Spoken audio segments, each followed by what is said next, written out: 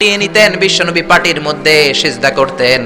আবার বিশ্বনবী সিজদা করে যখন দাঁড়িয়ে যেতেন, মা আয়েশা আবার আগের মতো পা বিছিয়ে দিতেন। আল্লাহু আকবার। কি ঘর ছিল, টাকা নাই, পয়সা নাই, দামি বিছানা নাই, ফার্নিচার নাই, জুয়েলারি নাই, অর্নামেন্টস নাই, কিন্তু বিশ্বনবীর ঘরের মধ্যে সুখ আর শান্তি আছে না নাই? সুখ আর সুখ। ফজরের নামাজ পড়ে এসে নিজেই মা আয়েশার সাথে রান্না করতে বসে যেতেন, নিজের তলোয়ার বের করে পেঁয়াজ কাটা শুরু করতেন বিশ্বনবী। আল্লাহু আকবার। বিশ্বনবী গ্লাসের যেই মা আয়েশা গ্লাসের যেই জায়গায় ঠোঁট লাগিয়ে মুখ লাগিয়ে পানি পান করতেন, ওই জায়গাটা খুঁজে খুঁজে বিশ্বনবী আবার ওই জায়গায় ঠোঁট লাগিয়ে পানি পান করতেন। কোন সুবহানাল্লাহ। আবার গোশত খাওয়ার পর বিশ্বনবীর স্ত্রী মা আয়েশা হাড্ডি চষতেন, চষে ফেলে দেওয়া হাড্ডিটা বিশ্বনবী আবার হাতে নিয়ে চষা শুরু করতেন। আল্লাহু আকবার। কি শান্তি, কি সুখ। মা আয়েশাকে বিয়ে করার আগে মা আয়েশার চেহারাটা বিশ্বনবীর কাছে জিবরাইল এনে বলল, ইয়া রাসূলুল্লাহ আখবিরনি, আমাকে বলেন মেয়েটাকে দেখতে কেমন লাগে। বিশ্বনবী বললেন, কার মেয়ে? আপনার বন্ধু আবু বকরের মেয়ে। কেন এনেছো? আল্লাহ ডাইরেক্ট প্রপোজাল দিয়েছে, ডাইরেক্ট প্রপোজ করেছে বিয়ের জন্য। বিশ্বনবী বললেন, তাই নাকি? জিবরাইল বললেন, হ্যাঁ ইয়া রাসূলুল্লাহ, আমি হলাম বিয়ের ঘটক, আল্লাহ হলেন বিয়ের কাজী। বিশ্বনবী বললেন, তুমি যদি বিয়ের ঘটক হও, আল্লাহ যদি হয় কাজী, আমি মুহাম্মদ রাজি। আল্লাহু আকবার। বিয়ে হয়ে গেল, ঘরে দামি কিছু নাই, ফার্নিচার নাই, টাকা পয়সা নাই, কিন্তু বিশ্বনবীর ঘরের মধ্যে সুখ আছে না নাই? বিবিদেরকে এত ভালোবাসতেন, কোনোদিন মারামারি করেন নাই, যৌতুকের জন্য পিটান নাই, কোনোদিন গায়ে হাত তোলেন নাই। কোন ঠিক কিরা?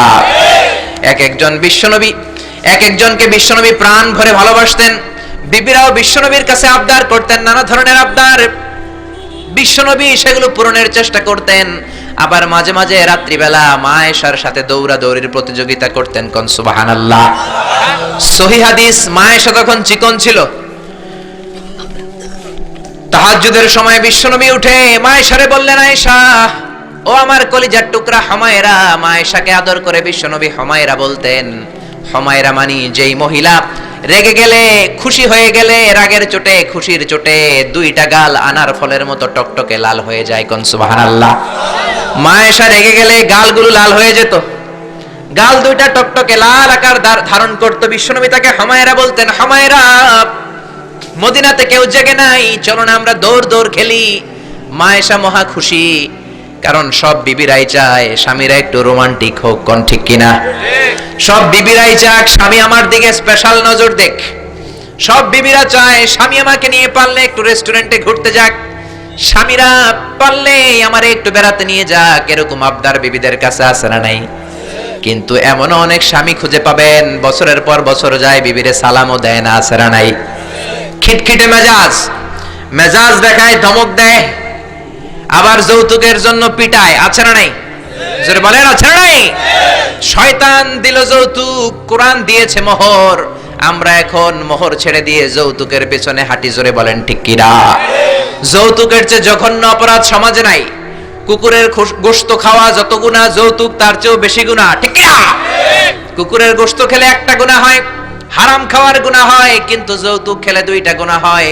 এক হলো হারাম খাওয়ার গুনাহ, দুই হচ্ছে শ্বশুর বাড়ির উপরে জুলুম করার গুনাহ। জোরে বলেন ঠিক কিনা? মা আয়েশা বললেন, ইয়া রাসূলুল্লাহ, আমি দৌড়াদৌড়িতে রাজি। বিশ্বনবী বললেন, লেটস স্টার্ট দ্য কম্পিটিশন, চলো কম্পিটিশন শুরু করি। ওই যে মদিনার মসজিদের পাশে বড় একটা পিলার দেখা যায়, ওই পিলারের মধ্যে কে যে আগে ধরতে পারে রে আয়েশা, চলো আমরা দৌড় দেই। বিশ্বনবী বললেন, ওয়াহিদ ইসনাইনি তালাতা, 1 2 3 লেটস গো, চলো দেই দৌড়। বিশ্বনবী অপেক্ষাকৃত মোটা ছিলেন, মা আয়েশা চিকন ছিলেন। মা আয়েশা দৌড় দিলেন, বিশ্বনবীকে পেছনে ফেলে ওই পিলার ধরে মা আয়েশা ফার্স্ট হয়ে গেলেন। কোন সুবহানাল্লাহ। মা আয়েশা মহা খুশি, খিলখিলিয়ে হাসছেন। বিশ্বনবী মুচকি হাসতেন। আমার নবী কখনো খিলখিলিয়ে হাসেন নাই। আমার নবী সব সময় মুচকি হাসতেন। মুচকি হাসলে বিশ্বনবীর ঠোঁটও দেখা যেত, হালকা একটু দাঁতও দেখা যেত। পরে আল্লাহু আকবার। সব সময় তিনি তাবাসসুম পছন্দ করতেন। বিশ্বনবী বললেন, ঠিক আছে, আনতিল ফাইজা, তুমি বিজয়ী হয়েছ। তার ঠিক 6 বছরের পরের ঘটনা।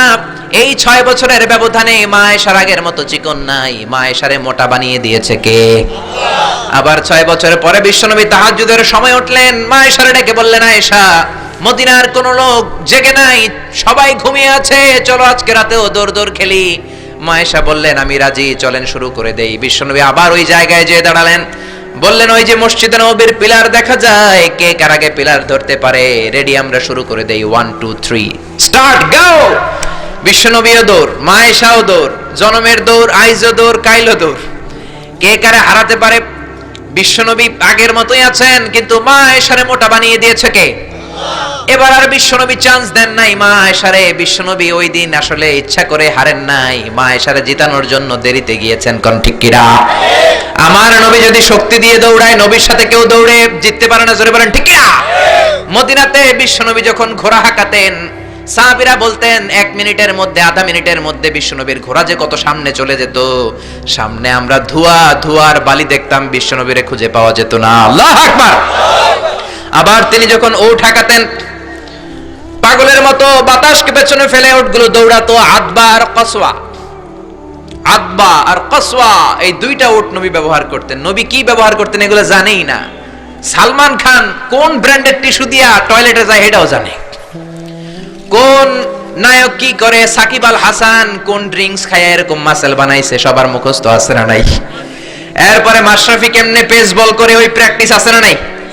কে কেমন কি করে সব মুখস্থ, কিন্তু নবীরা কেমন চলতেন, নবীদের সুনান কি ছিল এটা আমাদের জানা নাই। জোরে বলেন ঠিক কিনা? বিশ্বনবী যদি দৌড়ের মতো দৌড় দেয় কেউ পারে না, এমন শক্তি আল্লাহ বিশ্বনবীর মাসলের মধ্যে দিয়েছেন। কাউরে একবার ধরলে খবর আছে না নাই? মক্কার সবচেয়ে বড় কুস্তিগিরের নাম হলো রুকানা। রুকানার সাথে কুস্তিতে কেউ পারে না। সাহাবীরা বললেন ইয়া রাসূলুল্লাহ, ইয়া হাবিবাল্লাহ, কোনদিন আপনি রুকানার কাছে যাবেন না, কেননা রুকানা হলো সব চাইতে বড় কুস্তিগির, রুকানা কুস্তি দিলে আপনি পারবেন না। কিন্তু বিশ্বনবীর দাওয়াত তো কোনো গুটি কয়েক মানুষের জন্য নয়, সবার জন্য। ঠিক না? সবার জন্য দাওয়াত দিতে হবে। বিশ্বনবী ফজরের নামাজের পরে সাহাবাদের চোখকে ফাঁকি দিয়ে রুকানার কাছে চলে গেল। রুকানার কাছে যে বলল ইয়া রুকানা আসলিম তাসলাম, ইসলাম ধর্ম গ্রহণ করো, শান্তি দিবে কে? রুকানা বলে ধর্ম গ্রহণ করব না, একটা শর্তে করতে পারি, কুস্তিতে মুসারাআতে যদি আমাকে হারাতে পারো, আমাকে যদি কুস্তি খেলে হারিয়ে দিতে পারো, তাহলে আমি কালিমা পড়ে নেব। বিশ্বনবী বললেন আমি তো কুস্তি লাগি না, আমি কাউরে মারি না, তবে জাহান্নামের মাইর থেকে বাঁচানোর জন্য আমি এসেছি। বলেন ঠিক না? রুকানা বলে না না, আমি রাজি হব না, আমাকে হারিয়ে দিতে পারলে তবেই আমি কালিমা পড়তে রাজি। বিশ্বনবী দয়ার নবী, মায়ার নবী, একটা লোক যদি জাহান্নামের আগুন থেকে বাঁচে, এইটা বিশ্বনবী বেশি বেশি চাইতেন। বিশ্বনবী রাজি হয়ে গেলেন। এবার কুস্তি লাগার পালা। রুকানা একটা হাফ প্যান্ট পরে পজিশন নিচ্ছে। রেসলিং খেলা দেখেন নাই? ডোনাল্ড ট্রাম্পের ট্রাম্প টাওয়ারের ভিতরে খেলে, গায়ের মধ্যে তেল মেখে কুস্তিতে পজিশন নিচ্ছে। বিশ্বনবী পজিশন নেয় না, রুকানা লাফায়, আমার নবী লাফায় না। বিশ্বনবী রুকানারে ডেকে বলল রুকানা লাফাও কেন? রুকানা বলে এই খেলা খেলতে হলে সবার লাফাতে হয়, তুমি লাফাও না কেন? মুহাম্মদ তুমিও লাফাও। বিশ্বনবী বললেন আমি লাফালাফি পছন্দ করি না। আমার নবী সেলাইবিহীন লুঙ্গি ব্যবহার করতেন। সেলাই ছাড়া লুঙ্গি পরে যদি কেউ লাফালাফি করে, বাতাসে সতর খুলে যাওয়ার সম্ভাবনা আছে না নাই? বিশ্বনবী লাফালাফি করেন না, দাঁড়িয়ে আছেন। রুকানা বলে মুহাম্মদ তুমি আগে বক্সিং মারো। বিশ্বনবী বললেন আমি কাউরে মারি না, কারণ আমারটা খাইয়া হজম করার যোগ্যতা কারো নাই। ঠিক না? বিশ্বনবী বললেন আমি মারবো না, তুমি মারো। রুকানা বলে তুমি মারো। রুকানারাও রাজি করাতে পারেন না। বিশ্বনবী বক্সিং মারেন নাই। বিশ্বনবীর মোবারক ডান হাতটা নিয়ে রুকানার বাম কাঁধের মধ্যে টাচ করে বিশ্বনবী বললেন ও রুকানা, এত লাফাও কেন, এত লাফাও কেন? বিশ্বনবী ডান হাত দিয়ে কাঁধের মধ্যে ধরতে দেরি, মুহূর্তের মধ্যে রুকানা বেহুশ হয়ে যায়। আল্লাহু আকবার। সবাই রুকানার মাথার মধ্যে পানি ঢালে হুশ করে বলে রুকানা তুই তো বড় শিয়ানা। ওরে রুকানা তুই তো বড়, তোর শিয়ানাগিরি গেল কই? আব্দুল্লাহর বেটা মুহাম্মদ তোরে ঘুষি দেয় নাই, কিক মারে নাই, বক্সিং মারে নাই, শুধু একটু ধরেছে, বেহুশ হলি কেন?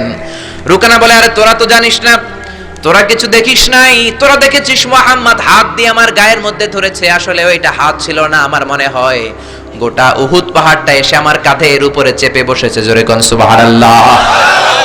বিশ্বনবী রুকানাকে বললেন রুকানা তুমি তো হেরে গেলে, এবার কালিমা পড়ো। কয় না না আমি রেডি আছিলাম না, তুমি আগে ধরছো। মুনাফিকেরা মিথ্যা বলে। জোরে বলেন ঠিক কিনা? কাফিরেরা মিথ্যাবাদী হয়। বিশ্বনবী বললেন ঠিক আছে তাহলে আবার লাগবো। রুকানা বলল তুমি মারো। বিশ্বনবী বললেন প্রথমটা আমি মেরেছি, এইবার তুমি মারো। রুকানা বলে আমি মারবো না, তুমি মারো। বিশ্বনবী আবার রুকানাকে ধরলেন। মুহূর্তের মধ্যে রুকানা আবার বেহুশ হয়ে যায়। সুবহানাল্লাহ কইতে পারলেন না? হুশ ফিরানো হলো। আবার সবাই মাথায় পানি দেয়, আর জেগে ওঠার পরে বলে, রুকানা তুই তো বড় শাহনাগীর গেল কই? রুকানা বলে, আবার ওই যে উহুদ পাহাড়, উহুদ পাহাড়, উহুদ পাহাড় আমার কাঁধের উপরে চেপে বসেছে, তোমরা তো খালি চোখে দেখো নাই। বিশ্বনবী বললেন, এবার কালিমা পড়ো।